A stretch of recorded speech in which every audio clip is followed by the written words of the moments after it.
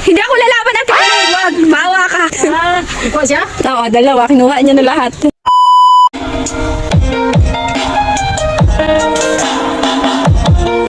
Hello po mga ka-Wonder Madiskarte. Andito na naman ako. Kami po ngayon ay papunta sa bukid para maghanap buhay. Medyo malayo-layo po ang aming biyahe kasi galing po kami ng Jensan. At ayan nga po, malapit na kami. Andito na po kami ngayon sa Lawaan. Yes! Yan, andito na tayo sa una nating singilin dito sa Sitio Bahada. At sana ay meron tayong makuha. Tawag mo man, wala pa na sa video. Okay. Sige po. Ako ba sa mga kaibigan mo lang niya? Okay. Sige po. At ayun nga po, hindi tayo sinuwerte sa ating unang singil. Mag-try naman tayo ngayon sa iba. Diyan si Mama Muga. Wala, umalis, tulong. Mga ka-Wonder, andito ako ngayon sa sagingan. Ito tayo dito sa kanyang bahay. Asan si Mami? Hindi ka pala ulian. Kawawa naman itong aking customer. May sakit na naman. Ha? Sige na mga ka-Wonder Madiskarte. Pupunta na ulit ako sa kabila kasi may sakit ng aking customer. Luya mo sa aking customer, oy.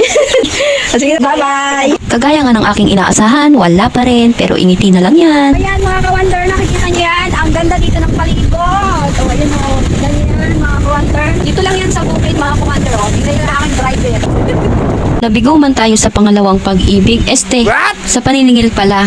May pinagdadaanan, girl. At ayun na nga po, sa sobrang kaiikot namin, muntik nang mahulog ang aming panindang ukay-ukay. Buti na lang inayos ang aking partner. Hindi lang po kasi ukay-ukay ang aming dala, abon at personal collection na mga in-order ng aking mga customer. Kahit sa parte ng mundo, basta't marunong kang dumiskarte, kikita ka. Yan, kukuha siya ng lotion. Basta tsagaan lang yan. Alam niyo po mga ka-Wonder, sa totoo lang, mahirap po ang magtinda. Kailangan dito, mahaba ang iyong pasensya. Minsan po kasi, sa hindi sinasadyang pagkakataon, meron po tayong mga customer na madidiscover na magagalit pagka siningil, di ba?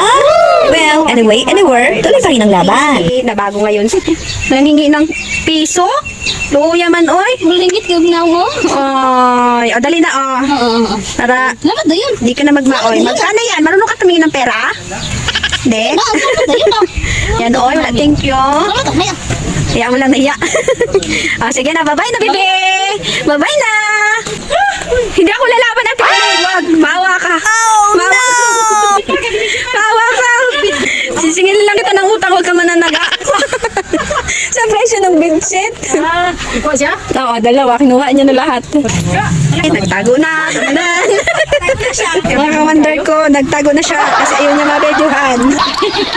Sige, 2 months to PS to ka-Colgate. Thank you. Wala na. Salamat, Ay, salamat. Ala.